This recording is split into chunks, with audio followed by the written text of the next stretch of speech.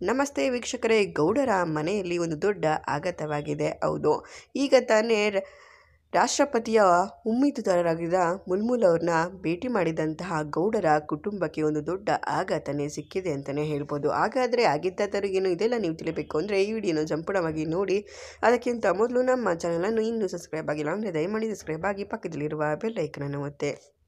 ಹೌದು ವೀಕ್ಷಕರೇ, ಇನ್ನೇನು ವಿಧಾನಸಭಾ ಚುನಾವಣೆ ಸ್ಟಾರ್ಟ್ ಆಗ್ತಿದೆ, ಅಂದರೆ MLAಗಳು MLCಗಳ ಚುನಾವಣೆ ಸ್ಟಾರ್ಟ್ ಆಗ್ತಿದೆ. ಇಂತಹ ಸಂದರ್ಭದಲ್ಲಿ ಎಲ್ಲ ಕಡೆ ಪ್ರಚಾರಗಳು ಮುಗಿಲು ಮುಟ್ಟುತ್ತಿದ್ದರೆ ನಮ್ಮ ಕುಮಾರಸ್ವಾಮಿ ಅವರಿಗೆ ಆಘಾತವಾಗಿದೆ. ಅವರಿಗೆ ಹಾಸ್ಪಿಟ್ಲಿಗೆ ದಾಖಲು ಮಾಡಿದ್ದಾರಂತೆ. ಕಾರಣ ಏನು ಅಂತ ಕೇಳಿದ್ರೆ ನೀವು ಶಾಕ್ ಆಗಿ ಹೋಗ್ತೀರಾ.